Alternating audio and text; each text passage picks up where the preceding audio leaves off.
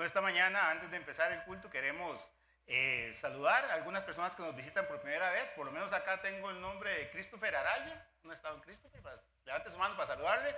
Gracias, don Christopher. Candra Retana, también allá, Dios les bendiga. Isabela Vindas, también. Ok, están juntos. Y Alexander Mora, por ahí, don Alexander, por allá. Vamos a darles un saludo en el nombre del Señor. Dios les bendiga. Si hay alguna otra persona que nos visita por primera vez, levante su mano. Todos de la casa. Ok. Eso no es mío. Saluda al que está a su lado, dígale, buenos días, Dios le bendiga. Voy a pasar a los grupos. Sí, ¿no? Ya les paso. Guardar y compartir. Guardar y compartir. Ver.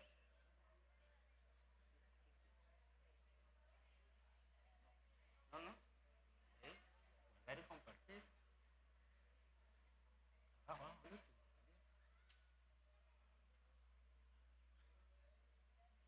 Listo. Los hermanos de Juventud Dinámica y también los hermanos del grupo de Principios de Fe pueden pasar a sus aulas mientras nosotros abrimos nuestra Biblia en el libro de Segunda de Samuel. Tengo un poquito de retorno por acá, no sé dónde estamos.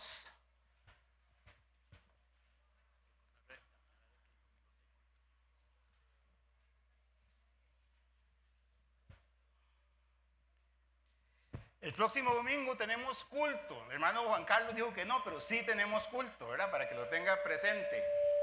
¿Me ayudan con el sonido, por favor?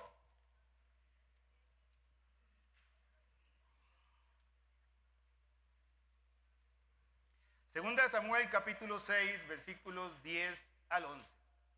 Esta mañana vamos a empezar con un tremendo pasaje, así que quisiera que usted abriera su Biblia en Segunda de Samuel, capítulo 6, versículos 10 al 11. Dice la Biblia: de modo que David no quiso traer para sí el arca de Jehová a la ciudad de David, y la hizo llevar David a casa de Obed Edom Geteo. Y estuvo el arca de Jehová en la casa de Obed Edom Geteo 3 meses. ¿Puede repetirlo conmigo? Y bendijo Jehová a Obed Edom y a toda su casa. Qué pasaje, ¿verdad? Pues solo eso. Ahí en la casa de Obed Edom llegó el arca del pacto. El arca, como ustedes conocen, el arca era esta caja, ¿verdad?, que había mandado a hacer el Señor a través de Moisés, forrada en oro, donde estaba una porción del maná, las tablas de la ley y la vara de Moisés que floreció, estaban ahí.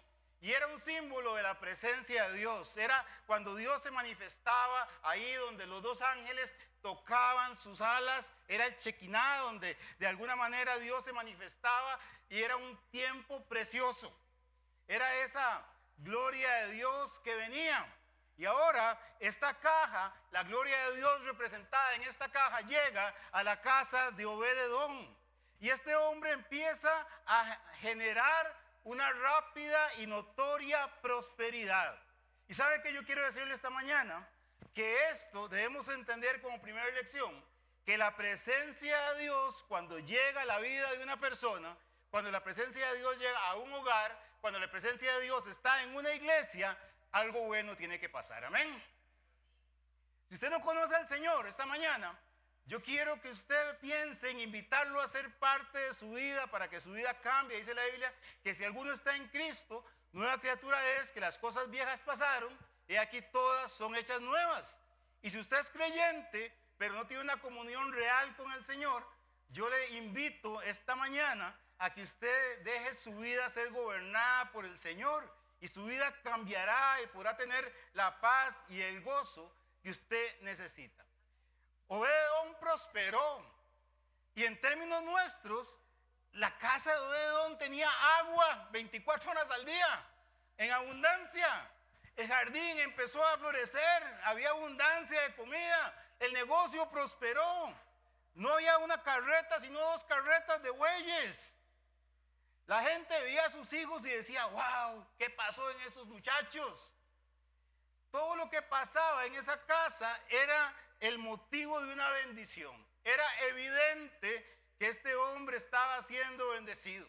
La vecina del frente estaba hospitalizada porque le dio un ataque de envidia de ver a Obed-edom prosperando, ¿verdad?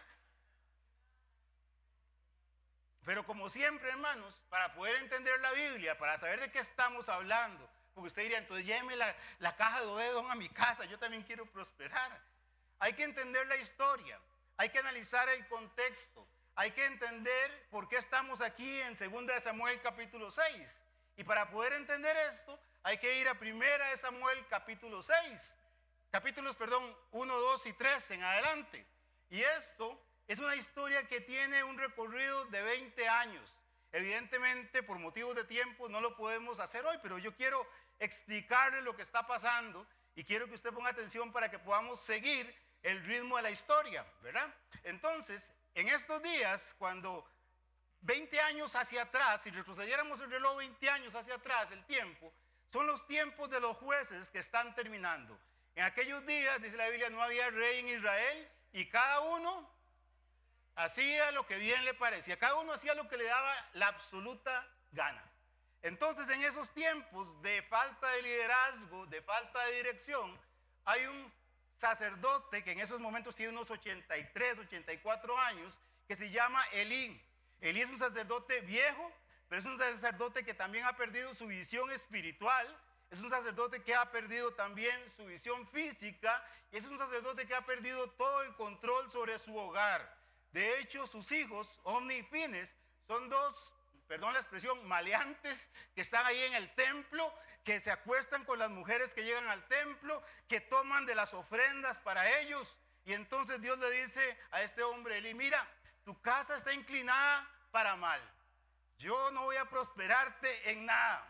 Ese es el tiempo de los jueces. Dice la Biblia que Elí, conociendo, oyendo la mala conducta de sus hijos, no los estorbaba. Evidentemente eran adultos, pero había que estorbarles. Y por eso la Biblia dice que la casa de Elí está inclinada hacia el mal. Justo en ese tiempo, justo en los días de los jueces, justo cuando este sacerdote está ahí, hay unos archienemigos de los judíos que son los filisteos.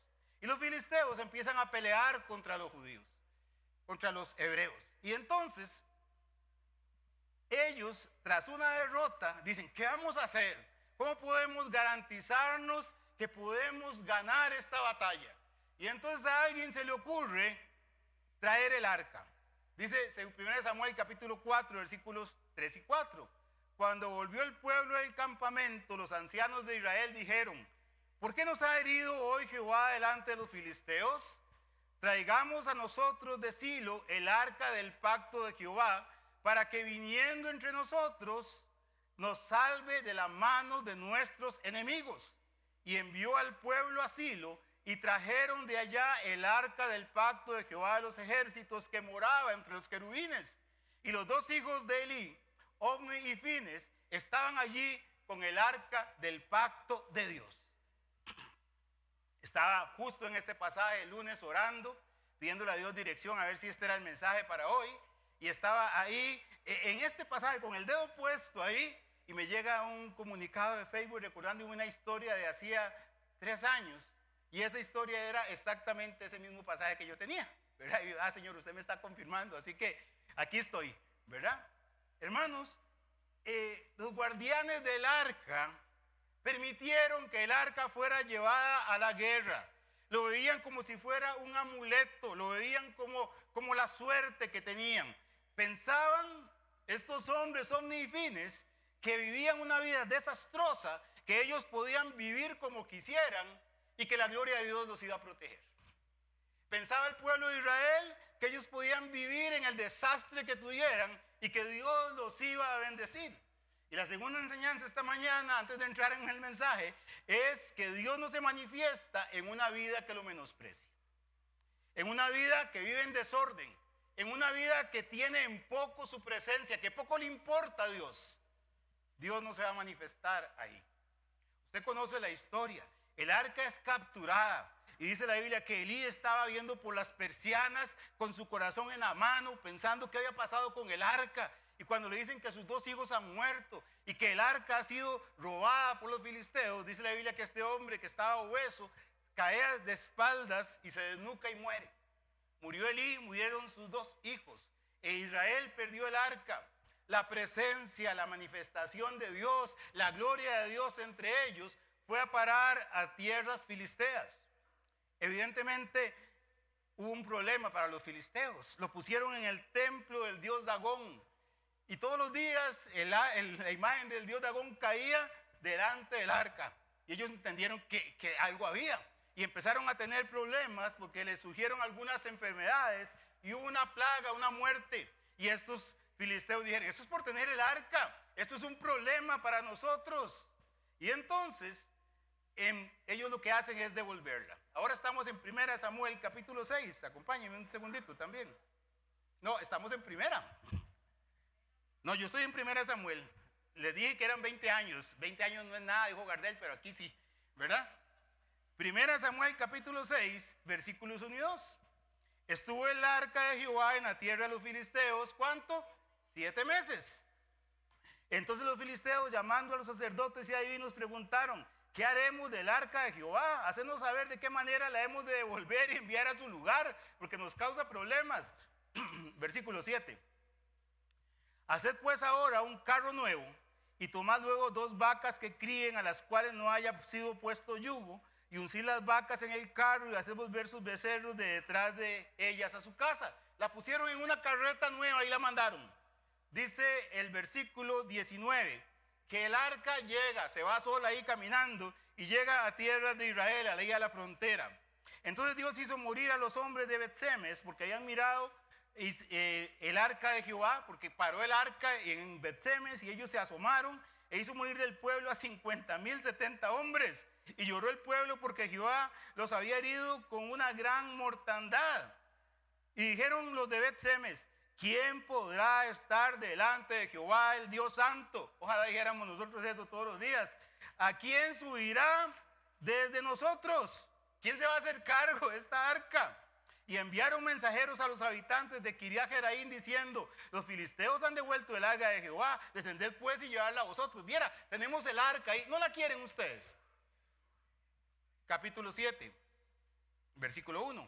Vinieron los de Kiriat Jeraim y llevaron el arca de Jehová y la pusieron en casa de Abinadab, situada en el collado, y santificaron a Eleazar su hijo para que guardara el arca de Jehová.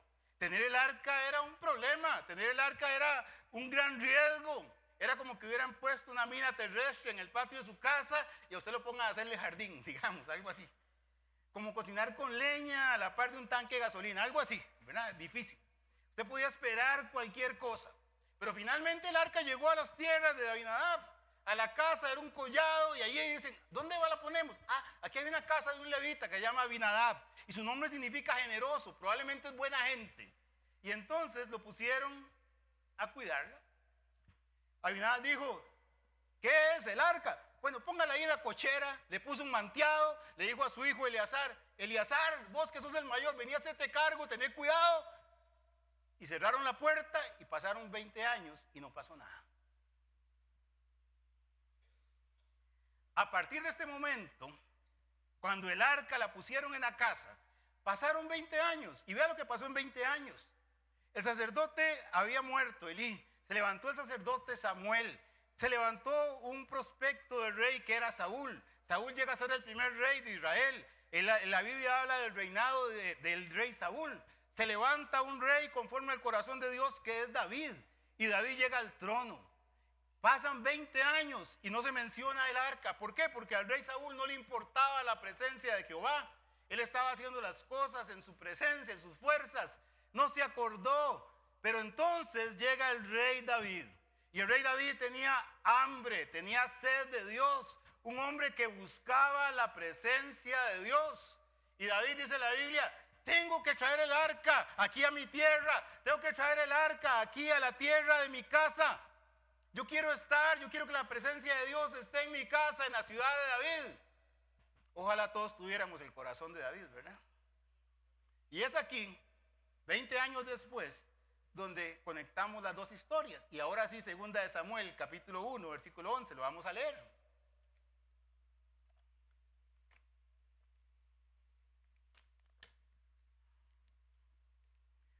esto era para empatar el relato. Segunda de Samuel, capítulo 6, versículos 1 al 11. Ya leímos un versículo, pero vamos a leerlo. David volvió a reunir a todos los escogidos de Israel, 30,000, y se levantó David y partió de Baal a Judá con todo el pueblo que tenía consigo, para hacer pasar de allí el arca de Dios, sobre la cual era invocado en el nombre de Jehová de los ejércitos, que mora entre los querubines. Pusieron el arca de Dios sobre un carro nuevo, y la llevaron a la casa de Abinadab, que estaba en el collado, y Usa y Ahío, hijos de Abinadab, guiaban el carro nuevo. Y cuando lo llevaban de la casa de Abinadab, que estaba en el collado, con el arca de Dios, Ahío iba delante del arca. Y David y toda la casa de Israel danzaban delante de Jehová con toda clase de instrumentos de madera, de haya, con arpas, salterios, panderos, flautas, címbalos.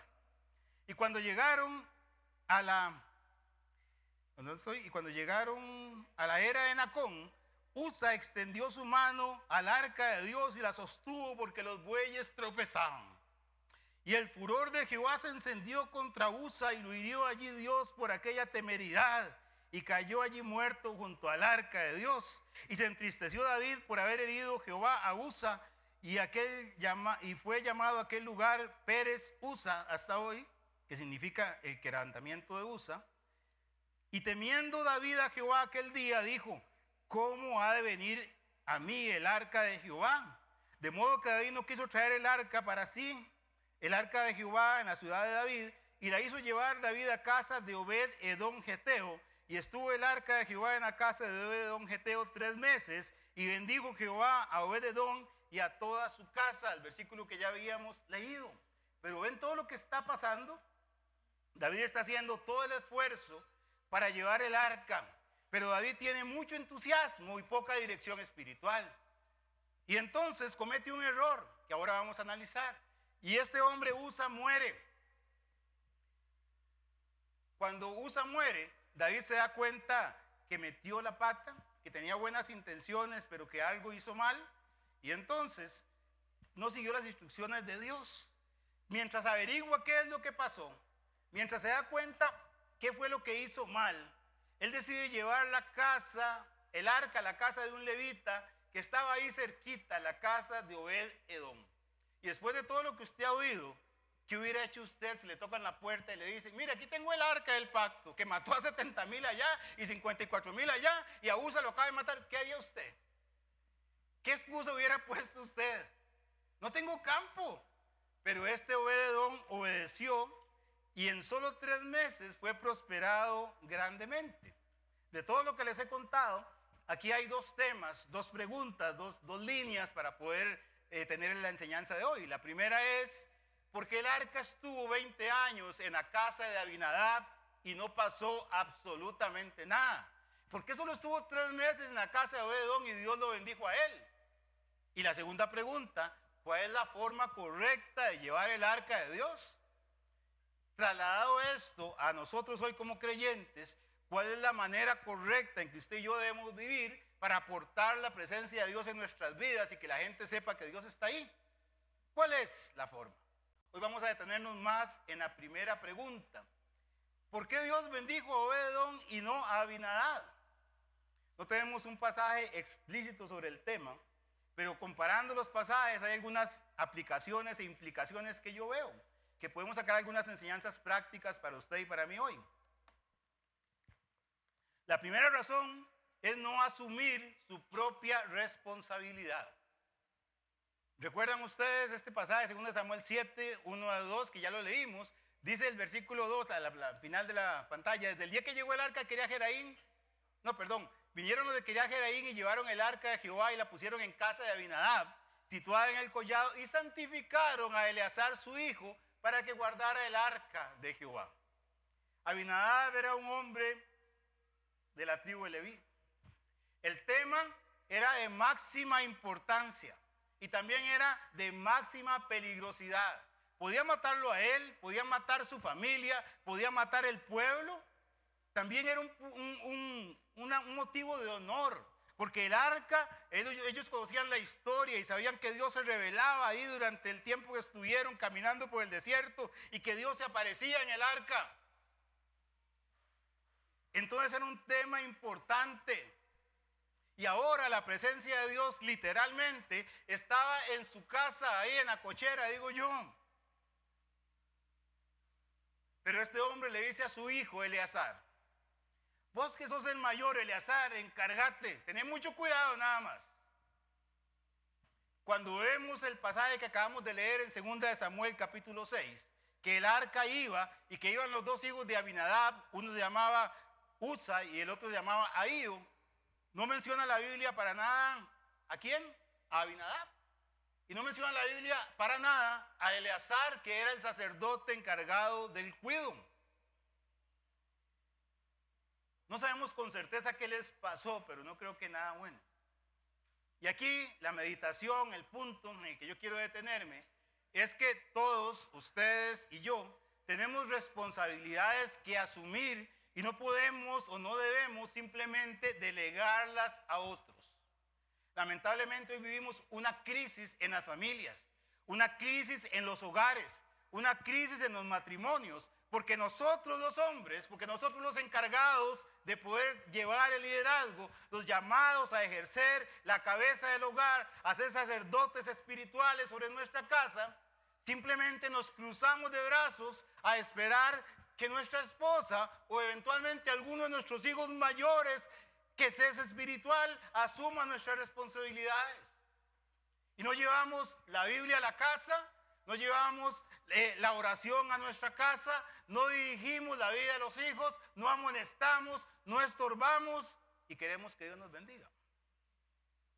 Como digo hasta la saciedad, los hombres hemos sido definidos por Dios para guardar, guiar y gobernar nuestros hogares. Y Dios un día, cuando estemos delante de su presencia, nos va a preguntar: ¿qué hizo usted con su responsabilidad? Pero sabe, es más cómodo que alguien más lo haga. Es más cómodo que lo haga Eleazar. No asumimos nuestro deber de guardar nuestra casa, tomando malas decisiones financieras, endeudándonos, poniendo en riesgo nuestro patrimonio, el patrimonio de la familia, y de paso sentando un pésimo precedente para nuestros hijos. Con la educación de los hijos le decimos: vaya y pregúntele a su mamá, a ver si le da permiso. Hay hijos que se acostumbran a que su padre, en el mejor de los casos, si les va muy bien, es un simple proveedor de dinero. Pero no brinda afecto, no brinda protección espiritual, no es el ejemplo de hombre que busca la presencia de Dios para su vida y para su hogar. Y la que anda jalando el matrimonio, la vida espiritual de su matrimonio es la esposa, en muchos casos. Lo mismo sucede con la vida espiritual. Descargamos nuestra responsabilidad como cristianos que tenemos en otros. Que lo hagan los líderes. Para eso están los pastores, para eso les pagamos. Para eso están también los maestros de escuela dominical, los líderes de jóvenes. Y cuando algo sucede, cuando llega un problema, entonces nosotros también zafamos nuestra responsabilidad. Y lejos de decir: sí, yo me equivoqué, la gente dice cosas que uno se asombra. Es que no me enseñaron bien en esa iglesia. Si hubieran insistido en que yo leyera la Biblia, tal vez hoy la leería. Si el pastor estuviera hablando más sobre el adulterio, tal vez yo no hubiera caído. Si hubieran dado un seminario de finanzas en mi iglesia, si se preocuparan más por los matrimonios. Romanos 14:12 dice: de manera, ¿lo puede leer conmigo?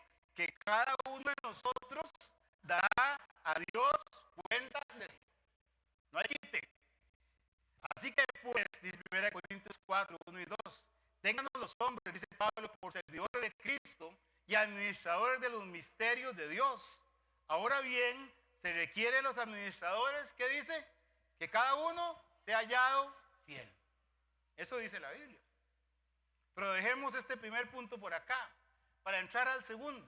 Me parece a mí que hay un descuido y negligencia en Abinadab, en cumplir sus responsabilidades, sus mandamientos. Puede ser por desconocimiento o por falta de diligencia. Dice la Biblia en 1 Samuel 6:7, haced pues ahora un carro y tomad luego 2 vacas que críen y las cuales no hayan sido puesto yugo, y uncid las vacas al carro y haced volver su becerro detrás de ellas a la casa. Si ustedes ven este pasaje, 20 años atrás los filisteos tomaron un carro nuevo para mandar el arca. 20 años después, Abinadab y David toman un carro nuevo para llevar el arca. Llevar el arca en una carreta, en un carro nuevo, era una costumbre de los filisteos. Pero si usted lee el libro, no lo vamos a leer ahora, pero Éxodo 25, Números capítulo 7, verá que el arca debía ser llevada ¿cómo? ¿Cómo debía ser llevada el arca? Cargada sobre los hombros ¿de quiénes? De los sacerdotes. Pero a ellos se les ocurre mandarle en un carro, porque era la costumbre. Dice Primera de Crónicas 15:2, en otro pasaje, no lo vamos a leer, que los levitas debían ser consagrados. No solamente había que ser levita, había que llevarla sobre los hombros, sino también tenían que estar consagrados. Estas tres cosas. Y la pregunta aquí es, mire David, si hay que llevar el arca, si hay que cumplir con su deseo, vamos a hacerlo, no hay problema. Pero ¿quién era la persona encargada de poderle explicar a él cómo debía ser llevada el arca si no era un sacerdote? O no sabía, o estaba tan metido en las costumbres de los filisteos que ni siquiera se acordó de esto. La segunda reflexión es que es tremendo, hermanos, cómo los creyentes hoy, que decimos que el Señor vive en nuestros corazones, que decimos, porque hay veces no sé, que el Espíritu Santo mora en nosotros, vivimos nuestra vida tratando de agradar a Dios a nuestro modo, a nuestra manera, siguiendo las tendencias y filosofías de este mundo, lo que está de moda, y dejando los principios de la palabra de Dios a un lado. La manera de Dios es una, pero yo quiero hacerlo a mi modo. Hoy los creyentes queremos agradar a Dios subidos en carros nuevos, nuevas teorías, nuevas doctrinas, el carro del emocionalismo, el carro del espectáculo religioso, del show mediático. Pero el consejo de la Biblia, la adoración en privado, vivir una vida de oración, sacrificarse por la obra de Dios, trabajar duro, honestamente y con integridad, parecen ser carrozas del pasado que ya nadie usa. Todos aparecemos en Facebook ahí predicando, haciendo cosas buenas. Pero la vida personal, eso me hace pensar a mí, hermanos. Dice la Biblia que usted y yo somos real sacerdocio, que nosotros tenemos el deber, la responsabilidad de transportar, de vivir en la presencia de Dios. Dios dispuso que su gloria se lleve sobre los hombros de los creyentes. Usted y yo tenemos una responsabilidad. Y usted dice en el capítulo 6 de segunda de Samuel, pero ¿y qué tiene que ver el pobre Usa? ¿Verdad? El carro se tambaleó, el arca se iba a caer y él metió las manos. Usa significa él es fuerte. Y sabe, es muy triste cuando usted y yo queremos hacer la obra de Dios en nuestras propias fuerzas, siguiendo nuestras propias opiniones, con base en los dones y talentos que yo tengo y no dependiendo de Dios. Hoy queremos hacer la obra de Dios, queremos portar su gloria ante los demás sin vivir una vida santificada, sin vivir una vida consagrada a Dios. Lamentablemente, creemos que podemos vivir una vida desastrosa, moral, espiritualmente toda la semana y venir y cantar el domingo. O enseñar en la clase de niños. O pararse aquí y predicar. Con todo respeto y consideración y con conocimiento de causa, yo les digo que pararse aquí a predicar, una vez superado el pánico escénico, es algo fácil. Usted puede reciclar un mensaje y ni siquiera tiene que estudiar la Biblia, va y lo busca, se lo aprende. Usted puede aparentar ser espiritual, pero lo difícil está ahí en lo privado, donde nadie nos ve, donde nadie nos aplaude, para que usted pueda guardar su vida, su mente, su corazón, sus pensamientos, para servir a un Dios que merece toda la gloria. Hermanos, aquí o ahí, usted no puede meter basura a su mente toda la semana y sentarse el domingo a esperar que Dios le hable. ¿En qué fuerza viene usted? ¿En qué fuerza trabaja para Dios? ¿En qué fuerza enseña? Si no hemos preparado nuestro corazón santificado para Él, La verdad es que lo que hacemos es bulla, como decía nuestro pastor anterior, don Oscar. ¿Está tratando de vivir la vida cristiana a su modo? ¿Se imagina que a usted y a mí nos aplicaran la ley USA, ¿verdad? Que Dios nos tratara así. Bueno, seguro no había iglesia, no habían pastores, no habría líderes. Porque este hombre fue castigado por eso. El tercer punto que yo veo es la cotidianidad. Por supuesto que esto es un elemento más que puede servirnos a nosotros. Probablemente Usa y Ahío eran unos huilas cuando el arca llegó a la casa. Y seguro les advirtieron, no corran ahí a la par del arca. Cuidado, la tocan, no miren lo que está dentro. Pero pasada la novedad, el arca se volvió un chunche más en la casa. Inerte, no producía nada, quitaba como 3 metros cuadrados. Solamente estorbaba. La señora le decía, mira, no va con la decoración, pongámoslo en otro lado. Hermanos, con frecuencia la vida cristiana, para usted y para mí, pierde su sabor porque se vuelve cotidiana. Se hace una costumbre venir a la iglesia, se hace una costumbre servir a Dios, se hace una costumbre, orar, una costumbre leer la Biblia, y si las tiene esas costumbres, qué bueno. Pero en la cotidianidad, muchas veces perdemos el privilegio de encontrarnos con un Dios vivo, de verle actuar día a día en nosotros, de asombrarnos de cómo nos responde y nos contesta, de asombrarnos de cómo nos fortalece cuando estamos caídos en lo más bajo del suelo.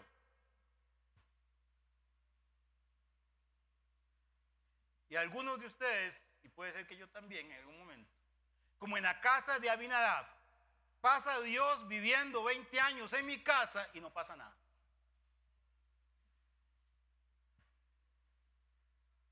Viviendo en la cochera del corazón, pero no pasa nada. No pasa nada en mi familia, no pasa nada en mi iglesia, no pasa nada en mi vida personal. Algunos de ustedes nacieron en hogares con padres cristianos.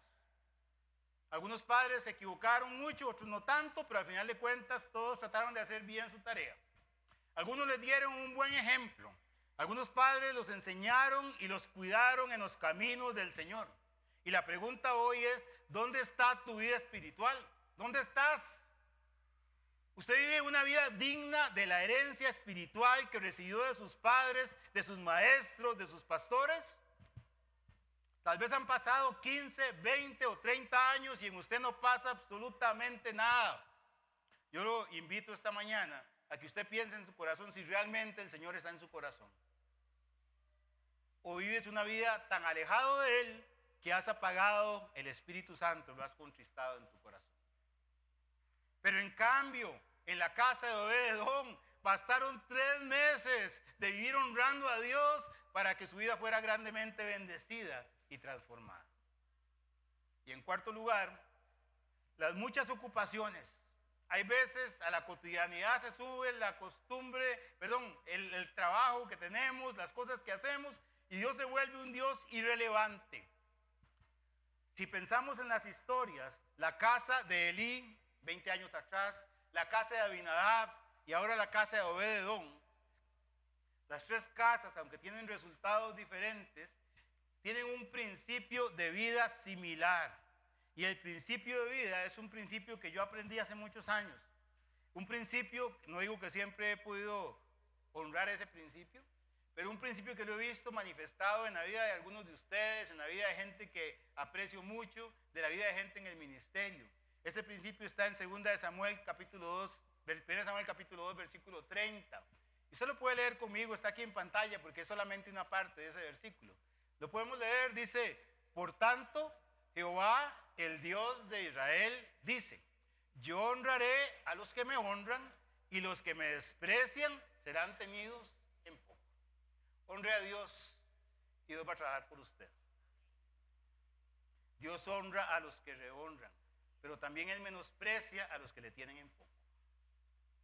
Desde la muerte de Usa, Abinadab no se volvió a mencionar en toda la Biblia. Ni su casa, ni su nombre, ni sus hijos. 20 años tuvieron el arca y no supieron aprovechar la oportunidad de vida que se les brindó. Pero ahora detengamos un poquito en la casa de Obed-Edom. ya vimos que fue prosperado. Obed-edom tuvo un temor reverente. Proverbios 1:7 dice que el principio de la sabiduría es el temor de Jehová. ¿Y sabe por qué este es el principio de la sabiduría? Porque cuando usted comprende quién es Dios, cuando usted tiene en cuenta quién es Él, la grandeza, la santidad de Dios, entonces usted y yo tomamos nota para nosotros mismos. Y nuestro actuar no puede ser igual, porque usted tiene que tener en su vida temor y reverencia hacia aquel que lo salvó. Obed-edom sabía que esa caja era la presencia de Dios. Obed-edom sabía que a Dios hay que tomarlo en serio. Obed-edom sabía que con Dios no se juega. Dice la Biblia en Hebreos capítulo 12 para nosotros. Así que, recibiendo nosotros un reino inconmovible, tengamos gratitud y mediante ella sirvamos a Dios agradándole con temor y reverencia. ¿Por qué? Porque nuestro Dios es fuego consumidor. Ese es Dios, lo quiera usted entender o no lo quiera. Obed-edom tuvo respeto hacia la presencia y la gloria de Dios en su vida. Dice la Biblia que usted y yo fuimos comprados por sangre, que somos templo del Señor. ¿Qué hacemos con nuestra vida, con nuestro cuerpo, con nuestra mente? ¿Qué hacemos nosotros con nuestro corazón? ¿Cómo nos alimentamos? ¿Sabe? Si nosotros ensuciamos el templo de Dios, pues Dios también va a tratar con nosotros. Obed-edom tuvo respeto hacia la presencia de Dios. Obed-edom honró a Dios. Y la Biblia dice que Obed-edom fue bendecido. Tuvo una bendición personal, fue bendecido en lo personal. Pero más importante que eso es que esa bendición fue trasladada a su casa y a los suyos, como vamos a ver en unos minutos. ¿Qué quiere usted, amigo o hermano? ¿Ser una bendición para usted solito o quiere que la bendición suya marque una diferencia en su familia? ¿Usted no quiere dejar un legado a sus hijos y a sus nietos si Dios se los da? ¿Qué les va a dejar de herencia? ¿Un carro? ¿Una casa? ¿Deudas? Un buen nombre, ojalá. Pero sabes qué? Que todo eso es bueno, menos las deudas. Pero ojalá puedas heredarles el ejemplo de un hombre, de una mujer que tenía temor reverente hacia Dios. ¿Cómo ora un padre, sobre todo de hijos adultos? Señor, que mis hijos te teman.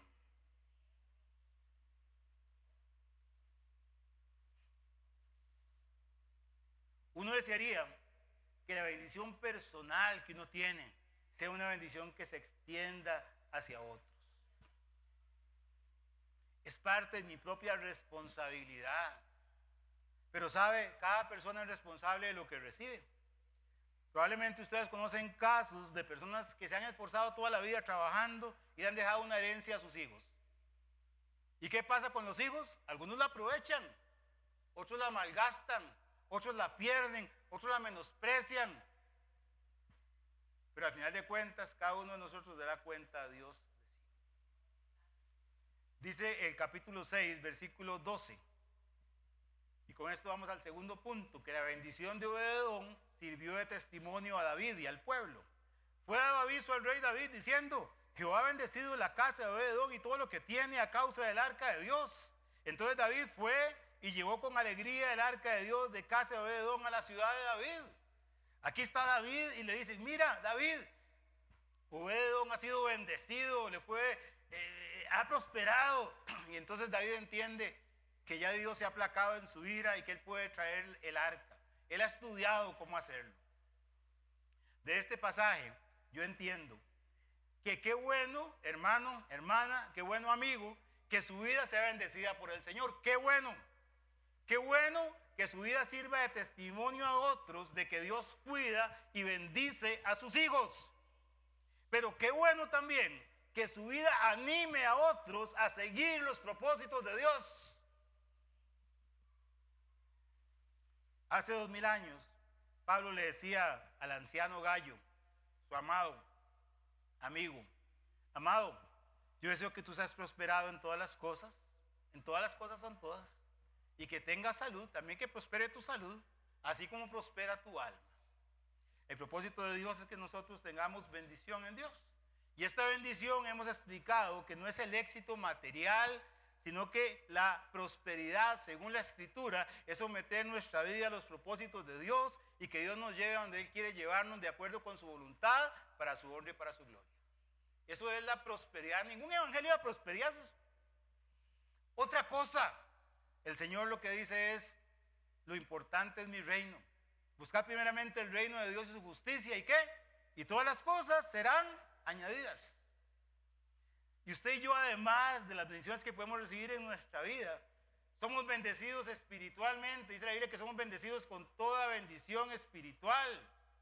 Juan nos enseñó, creo que hace un mes, acerca de Abraham, que Abraham fue bendecido, ¿para qué? Para bendecir a otros. Si algo bueno llega a su vida, es para que usted pueda bendecir a otras personas. Si usted tiene salud, es para que tenga vida para poder bendecir a otros. Si Dios trabaja bien en sus finanzas y usted es ordenado y tiene recursos, pues para que también pueda servir a otros. Si usted tiene habilidades, dones y talentos, no es para que usted se los guarde. ¿Para qué son? Para servir a otros también.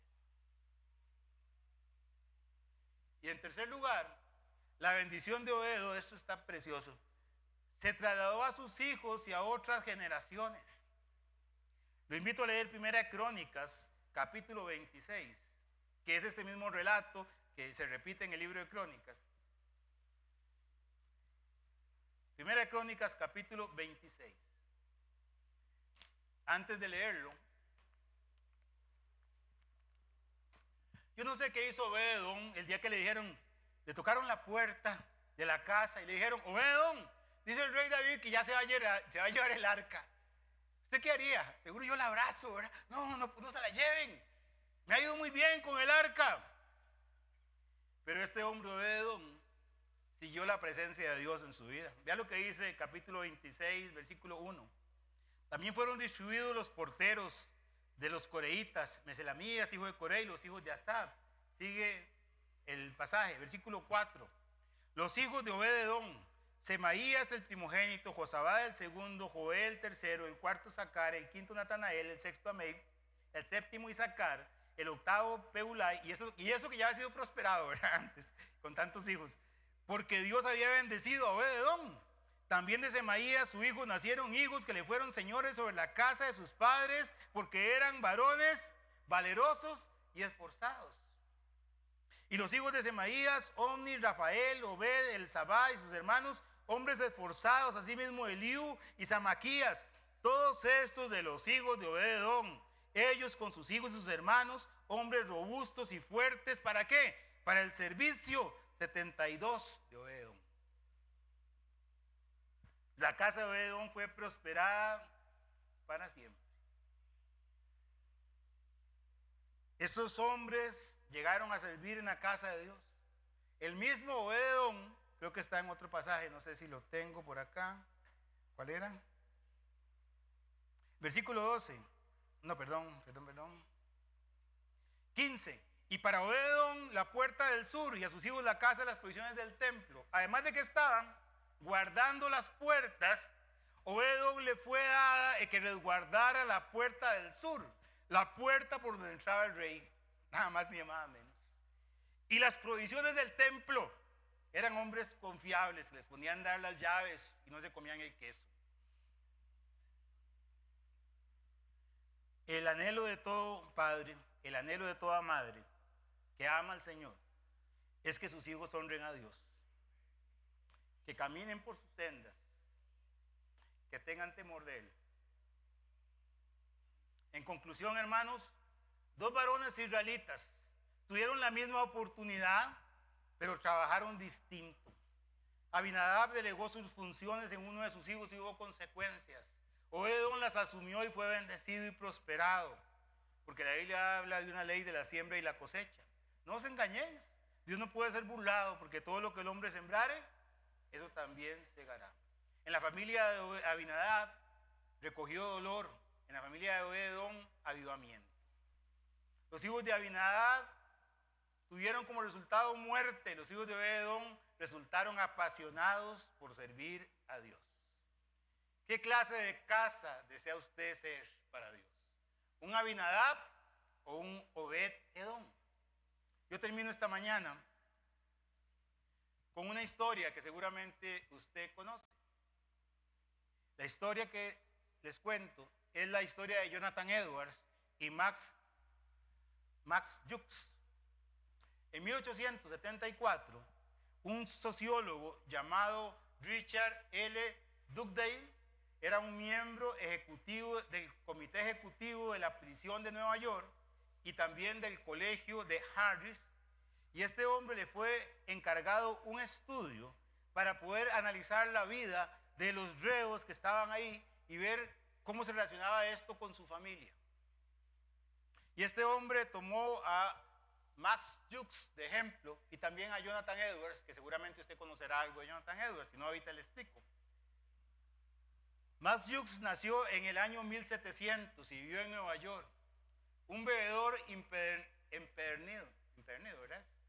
Un hombre de mala vida, sin ningún valor ni respeto por las cosas del Señor.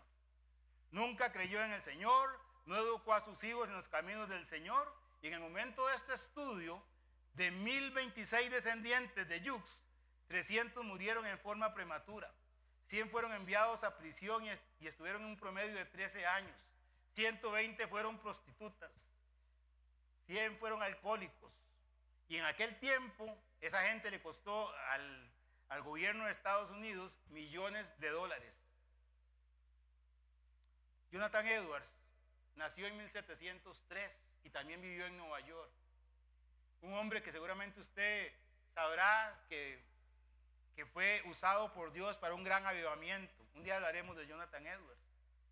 Pero este señor tenía un trabajo como pastor, se casó con una mujer creyente con valores cristianos y crió a sus hijos en los caminos del Señor. Pese a su agenda, él les enseñó y pastoreó su iglesia, pero también pasó tiempo con sus hijos. En este estudio se estudiaron 729 descendientes de Jonathan Edwards. 300 fueron pastores, ministros religiosos, 65 profesores universitarios, 13 decanos universitarios, 60 autores o escritores de buenos libros, 3 congresistas de Estados Unidos, un vicepresidente de Estados Unidos. Y la familia Jonathan Edwards dio muchas contribuciones al gobierno de Estados Unidos. Termino con este pasaje de Deuteronomio 10, 12 al 13. Ahora pues, ¿qué pide Jehová tu Dios de ti? Sino que temas a Jehová tu Dios, que andes en todos sus caminos y que lo ames, y sirvas a Jehová tu Dios con todo tu corazón, con toda tu alma, que guardes los mandamientos de Jehová y sus estatutos que yo te prescribo hoy, para que tengas prosperidad. Eso dice la Biblia. Vamos a orar. Yo quisiera que usted inclinara el rostro y pensara un poco en lo que hemos estudiado esta mañana. Obed-edom fue bendecido porque honró a Dios. Abinadab tuvo las mismas posibilidades, pero no honró a Dios. De nada le sirve a usted tener 10, 15, 20 años en esta iglesia, sentado en una banca, si su vida no glorifica a Dios. Lo que estamos haciendo es jugando a la religión. O tal vez eso le sirva para entender que usted necesita encontrarse con un Dios personal y que todo lo que ha tenido es religión. Probablemente si eso pasa en su vida, si Dios no lo reprende en su corazón, es porque tal vez usted no sea creyente y lo primero que tiene que hacer es convertirse. Alguien dijo por ahí que el evangelio, el primer lugar donde hay que llevar el evangelio hoy es a las iglesias. Porque hay un montón de gente que se dice cristiana y no conoce al Señor. O tal vez usted está lejos de Dios. Es un buen momento para tomar una decisión por Él. Antes de orar, yo quisiera preguntar si esta mañana hay alguna persona que no conoce al Señor y que dice: Frank, yo levanto mi mano porque yo quiero que ese Señor del que usted ha hablado sea mi Salvador, que entre a mi vida, que me salve. Yo quiero decirle al Señor que sea mi papá. Me siento lejos de Él, necesito tener una buena relación con Él, necesito confesar mis pecados, arrepentirme y poderme poner en comunión con Dios. ¿Hay alguien esta mañana que dice: Frank, yo necesito al Señor en mi corazón? Levante su mano para poder orar con usted. ¿Alguien que quiera levantar su mano? Yo necesito al Señor en mi vida. ¿Alguien? Ok, mientras pensamos, si usted quiere ponerse en pie para orar por algo que Dios ha tocado en su vida hoy, es el momento de hacerlo. Si alguien quiere ponerse en pie para orar porque Dios le ha tocado en su vida esta mañana, usted tiene que honrar a Dios con su vida. Tiene que honrar a Dios con su vida. Si usted ha recibido mucho, mucho se le demandará también. ¿Alguien más?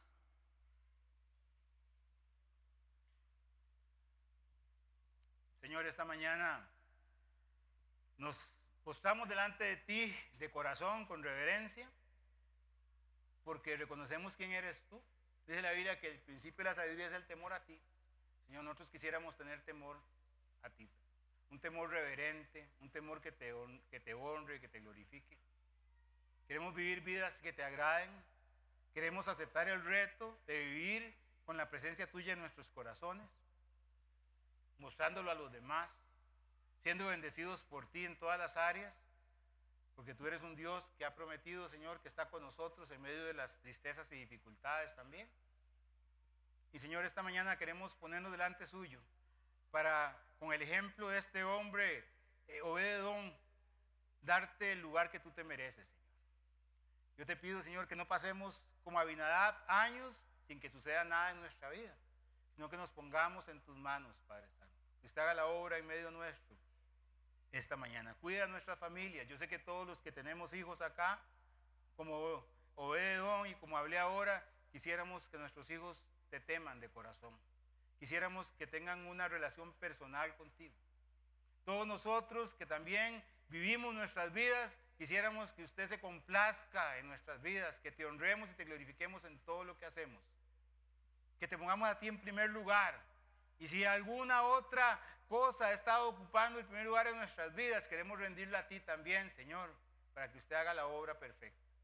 Gracias por esta oportunidad de orar con mis hermanos, por el ejemplo de tu palabra, y porque usted siempre es bueno, y porque para siempre es su misericordia. En el nombre de Jesús. Amén. Hermanos, quedan despedidos. Dios les bendiga.